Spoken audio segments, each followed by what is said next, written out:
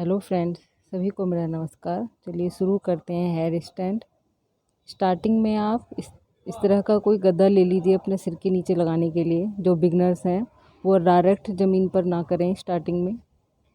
तो स्टार्टिंग में आप इस तरह का गद्दा लेकर उस पर ही प्रैक्टिस करें, जिससे आपके सिर पर ज़्यादा दबाव ना आए। शुरुआत में शीर्षासन की तरह ही होता है। अपने पैरों को हल्का सा एक्सरसाइज कीजिए पैरों की। इस तरह से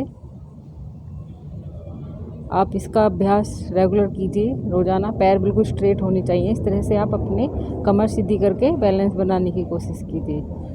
उसके बाद अपने एक पैर को उठाइए और होल्ड करने की कोशिश कीजिए कुछ सेकंड के लिए। धीरे धीरे आप इसका अभ्यास बढ़ाइए। जब आप कुछ सेकंड होल्ड करने लगें, उसके बाद आप नेक्स्ट लेवल पर जाइए। शुरुआत में आप अपने पैरों को इसी तरह से थोड़ा थोड़ा देर के लिए होल्ड पर रखिए। एक बार फिर से करते हैं। अपने पैरों को उठाइए, धीरे से कुछ देर के लिए होल्ड करके रखिए। इस तरह से आप बैलेंस बनाने की प्रैक्टिस कीजिए। जब धीरे धीरे आपका बैलेंस बनने लगे, तब आप अपने पैर थोड़ा सा और ऊपर लेकर जाइए। इस तरह से एक दिन में ही करने का इसको प्रयास ना करें, धीरे धीरे रोज़ अभ्यास करें और फिर आप आसानी से हेड स्टैंड कर सकते हैं। इसमें सारा रोल बैलेंस का ही है। अपने हाथों पर और सिर पर आपको बैलेंस करना होता है। यहाँ पर होल्ड करके रखिए, वापस आ जाइए, रिलैक्स। फिर से एक बार कीजिए। धीरे धीरे इसी तरह से धीरे धीरे पैर ऊपर लेकर जाइए आप, स्टेप बाय स्टेप। यहाँ कुछ देर होल्ड कीजिए। जब आप यहाँ कुछ सेकंड होल्ड कर सकें, 30 सेकंड या उससे ज़्यादा, उसके बाद आप फिर अपने पैर थोड़ा और ऊपर ले जाने की कोशिश कीजिए। रिलैक्स। एक बार फिर से करते हैं।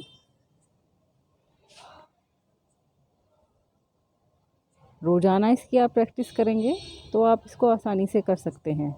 उसमें आपको चोट लगने का भी खतरा नहीं होगा। इस तरह से एक ही बार में आप पूरे पैर खोलने की कोशिश ना करें, धीरे धीरे पैर खोलें। क्योंकि आप एकदम से पैर खोलने की कोशिश करेंगे तो आप पीछे की तरफ गिर जाएंगे और आपकी कमर में चोट आ जाएगी।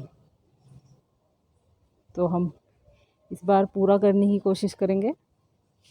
इस तरह से धीरे धीरे अपने पैर उठाए, स्टेप बाय स्टेप, और पैरों को धीरे से सीधा करें।